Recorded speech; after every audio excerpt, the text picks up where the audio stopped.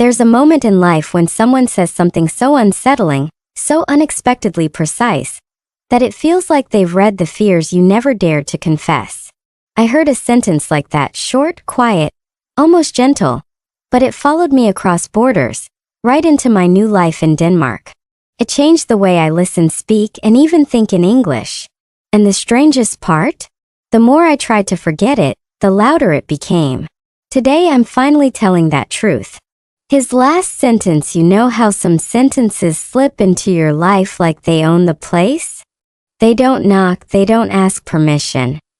They just stroll into your mind, sit on your couch, and start judging your entire existence. That's exactly what his last sentence did to me.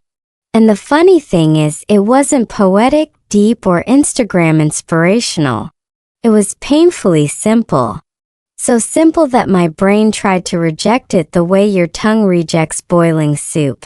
You know it's true, but you still hiss and pretend it's not burning. I remember the moment he said it. We were standing outside a tiny train station in Denmark, the kind where the wind always sounds like it has a secret to tell. He looked at me. Not with disappointment, not with pity, but with this weird clarity, like he had already solved a puzzle I didn't even know I was stuck inside. And then he said it. Your problem isn't English. Your problem is that you never let yourself sound wrong long enough to sound right. Do you feel that? That tiny punch in the stomach? 'Cause I felt it. And trust me, my ego felt it harder. At first, I laughed it off. Of course I did. Your brain always tries to escape when someone exposes your soft spots. My brain started its usual drama. Excuse me? I study every day. I watch English videos. I read articles. How dare he? Meanwhile, my nervous system was doing gymnastics, pretending everything was fine while quietly panicking in the corner. The science behind this is almost comical. The brain hates errors so much that it treats them like threats, real physical threats. That's why when you try to speak English and mess up a verb tense, your chest tightens like you're being chased by an emotional bear. Your amygdala can't tell the difference between danger and embarrassment, so it throws a full tantrum. Basically, your nervous system goes, "Oh no, a mistake." Quick sweat. Shake. Forget every word you've ever learned. And that's why his sentence stung. 'Cause deep down I knew he was right. My biggest problem wasn't grammar, vocabulary, or pronunciation. It was the way I tried so desperately to avoid sounding wrong that I never gave myself the space to sound right. It felt like he held up a mirror I'd been avoiding for years. A mirror that whispered, "You're not afraid of English. You're afraid of imperfection." And the uncomfortable part? Imperfection is literally the only thing that teaches your brain to adapt. No mistakes, no growth. No wrong sounds, no right sounds. That's how the system is wired. Your neurons aren't judging you. They're just waiting for enough messy attempts to finally understand the patterns. There I was, standing in the cold Danish wind, holding on to a sentence that followed me like a shadow. The kind of sentence you pretend to forget but secretly replay at 2 a.m. And that was the moment his truth became mine. The weight of a truth.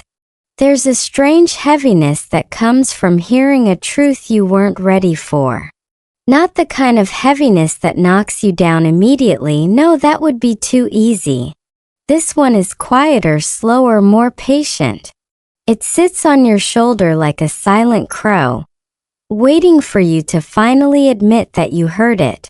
And the more you try to ignore it, the more it taps its beak, reminding you it's still there. That was exactly how his sentence felt the next morning. A small weight that somehow made everything feel heavier. You know that weird moment when a random thought hits you while brushing your teeth, and suddenly your entire identity collapses for 3 seconds? That was me. staring at the bathroom mirror in my tiny Danish apartment, toothpaste foam on my lips, replaying his words. You never let yourself sound wrong long enough to sound right. And my brain, that dramatic little creature, paused and went, wait. The annoyance came first. Of course it did. Your ego always sends irritation as its first soldier. Who does he think he is? I do practice. I'm trying. You know the drill. The ego loves defending you, even when you're wrong, especially when you're wrong. But science has a different opinion. Psychologists call it cognitive dissonance, that uncomfortable clash between the truth you hear and the story you've been telling yourself. Your brain hates that clash so much that it starts rewriting reality just to feel better. That's why you'll say, I don't care, while secretly caring so much your stomach does origami. All day in Denmark, everything reminded me of his sentence. The cashier speaking flawless English. The old lady at the bus stop apologizing in English because she thought she stood in my way. The two teenagers arguing in English about which candy tasted like sadness. Everywhere I looked, people were using English like it was oxygen, and there I was pretending I didn't feel the pressure of that truth crawling under my skin. That it was embarrassing. Not because I was bad at English, but because I suddenly realized how carefully I had been protecting my good impression. I didn't want to sound wrong. I didn't want to sound foreign. I didn't want to sound like a beginner again. The irony? Protecting myself had trapped me in the exact place I didn't want to state. That's when the weight changed. It wasn't a crow anymore. It became a spotlight.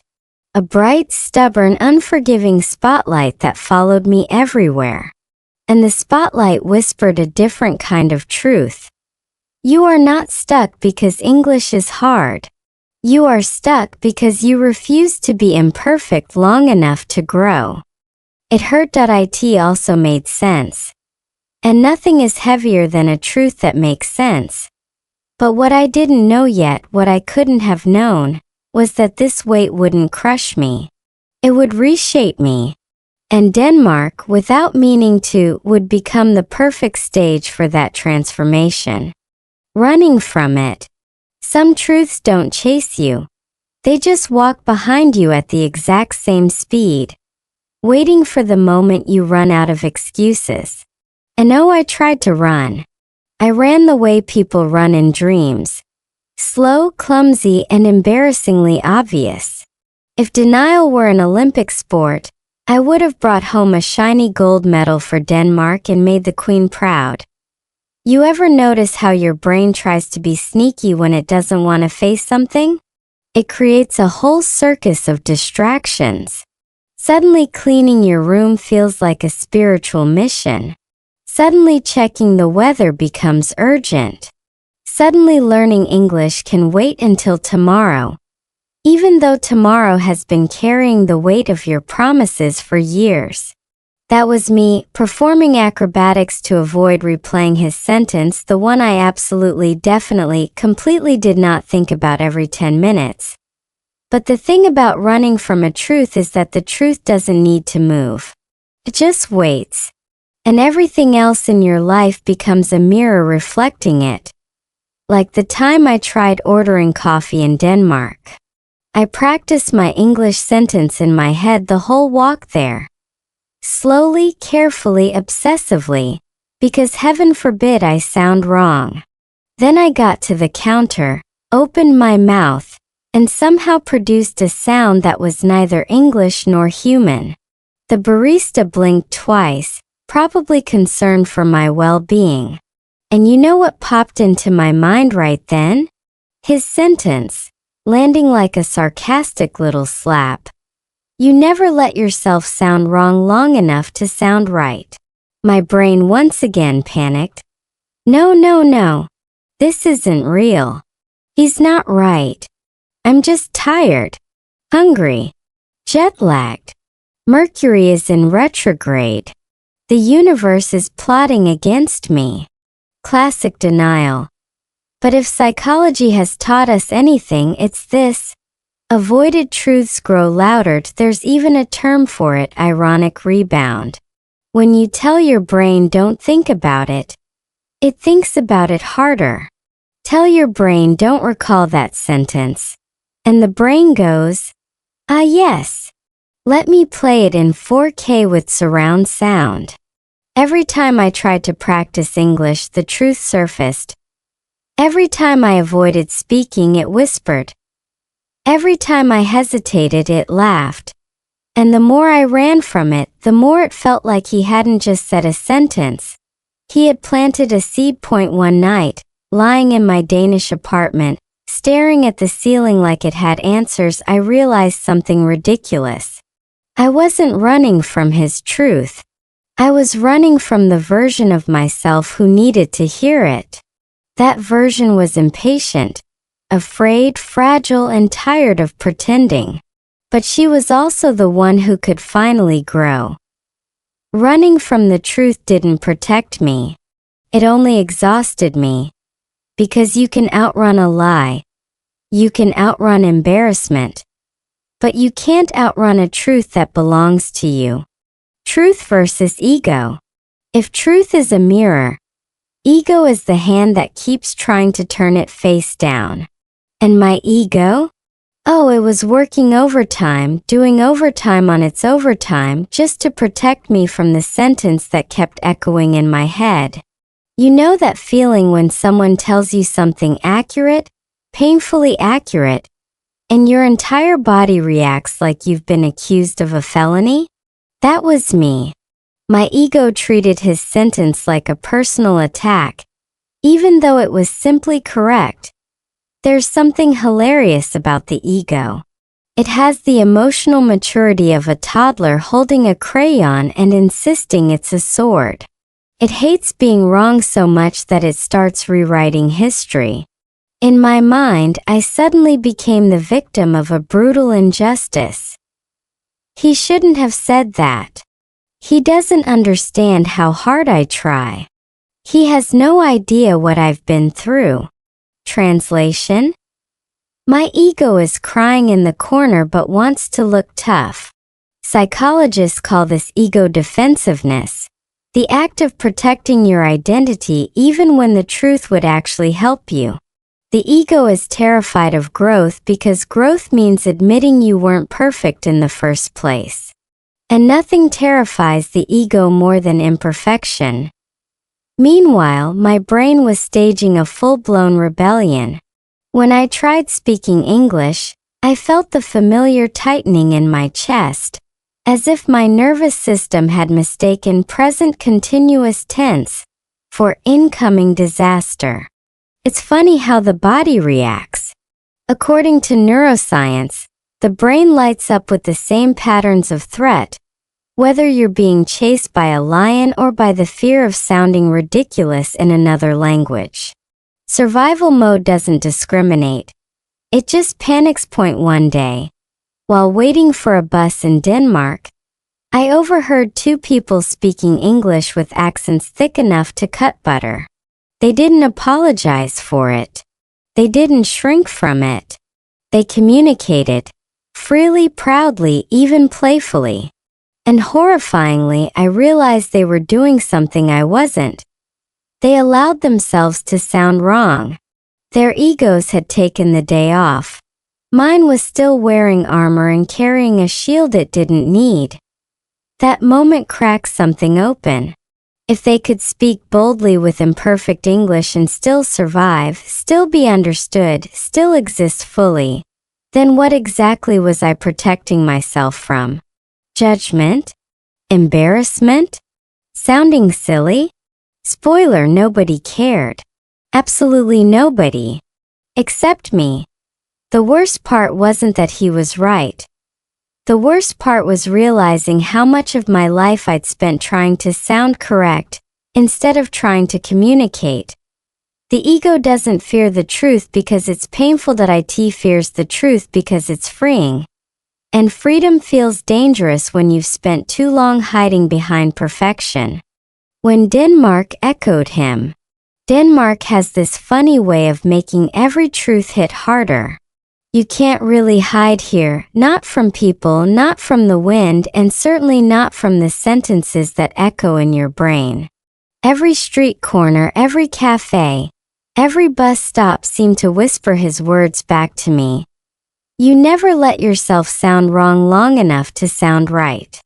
And it wasn't just repetition, it was a challenge.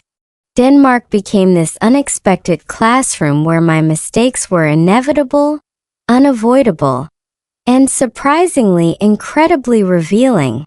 I remember walking past a bookstore in Copenhagen. Inside, a small group was practicing English conversation. The accents were mixed, the grammar slightly off in places, and yet everyone was laughing, correcting each other gently, and still understood perfectly. I froze outside the window, struck by the absurd contrast.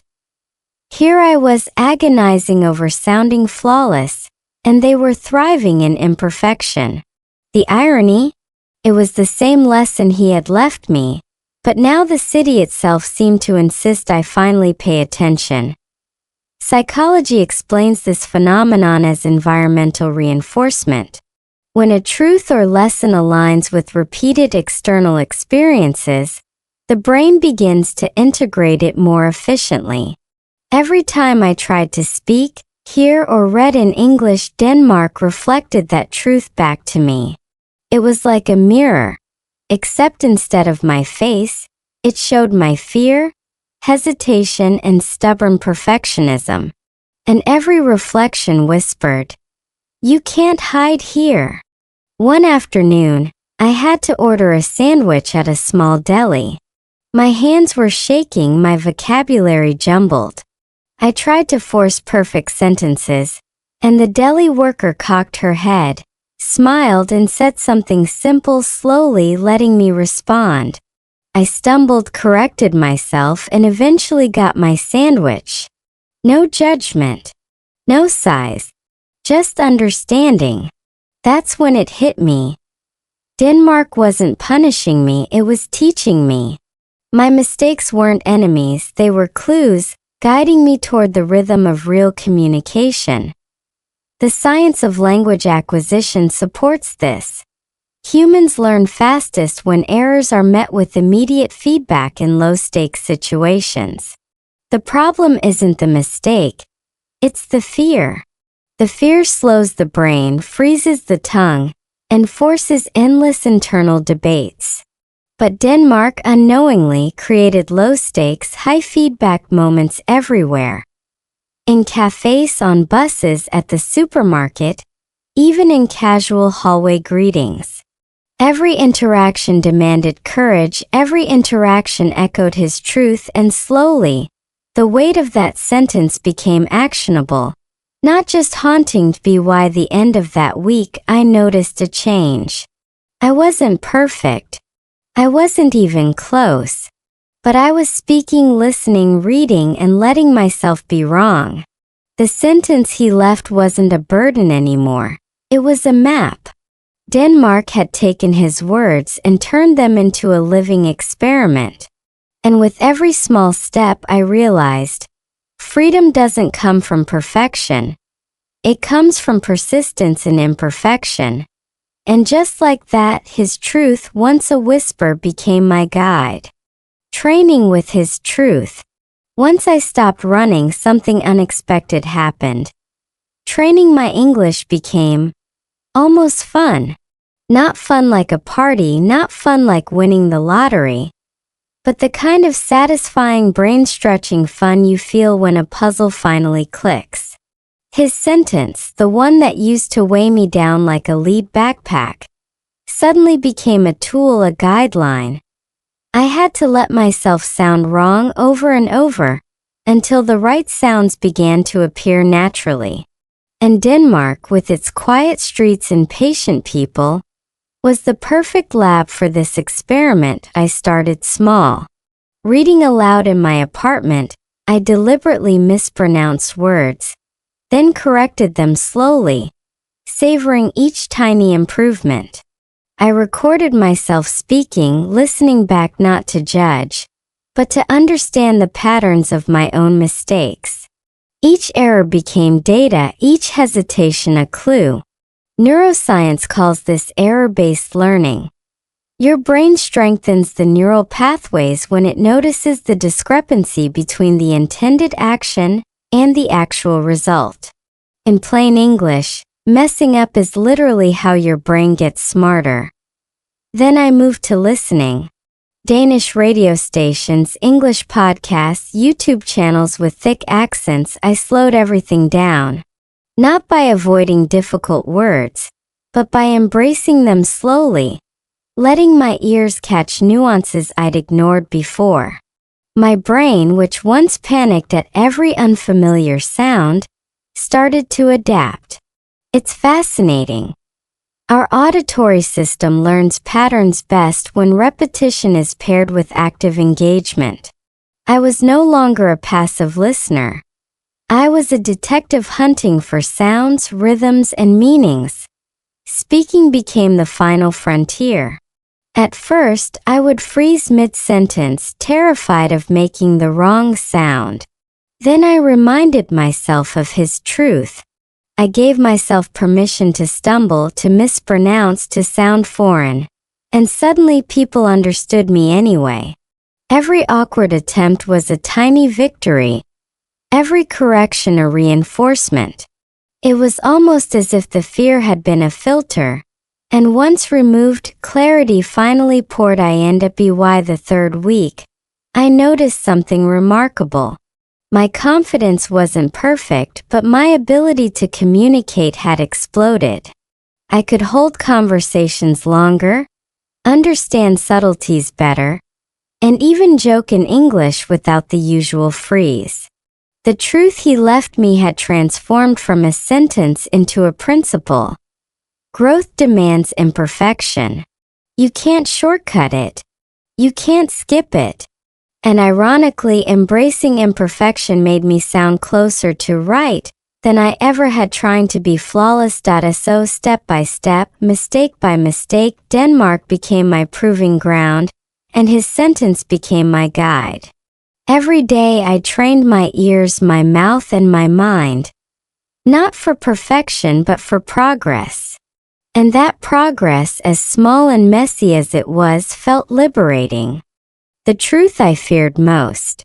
Just when I thought I had mastered the rhythm of imperfection, a deeper truth hit me. The one I had been avoiding all along. It wasn't about vocabulary, pronunciation, or grammar. No, the scariest truth was staring me straight in the face. I had been afraid of myself. Not afraid of English, not afraid of Denmark, but afraid of the person I might become if I truly embraced the discomfort of mistakes, risk, and growth. It's funny how humans can misplace fear. I had spent years convincing myself that my struggles with English were external. Too fast speech, strange accents, confusing idioms. But in reality, the only real barrier was internal. My brain had built a fortress around the perfect me. A version that didn't make errors, didn't stumble, and never sounded foolish. And inside that fortress, learning slowed to a crawl. My potential had been trapped behind my own fear. Science has a name for this too: psychological safety and growth mindset. When we fear judgment, even self-judgment, we avoid challenges, which prevents learning. The paradox is cruel but clear. The more we hide from mistakes, the less we grow. The more we fear imperfection, the further we are from mastery. That simple, terrifying sentence from him encapsulated all of this in a single, unavoidable truth. Denmark, in its quiet insistence, kept amplifying it. Every failed attempt to speak, every awkward pause, every moment of hesitation became a mirror showing exactly who I had been. Cautious, afraid, too polite to risk sounding wrong. But each of these moments also offered an opportunity. By embracing them, I discovered the power of tiny, consistent action, the methodical, almost imperceptible improvements that transform fear into competence. I started to see English differently.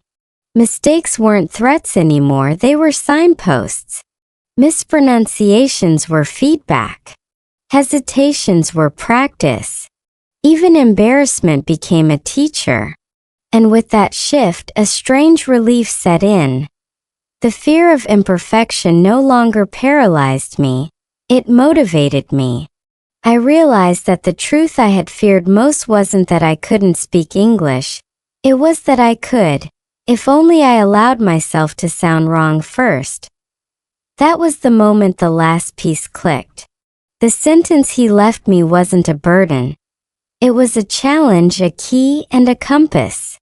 I stopped running, stopped resisting, and began moving deliberately toward growth. And in that shift, the impossible suddenly felt achievable. Which truth scares you? Here's the final piece, the one that ties everything together. The truth he left me isn't just mine. It's universal. Everyone has that sentence, that moment, that whisper that forces you to look at yourself and question everything. Some truths scare you because they're about the world. Others, like his, scare you because they're about you. And here's the kicker. The truths that frighten us most are usually the ones that lead to the biggest growth.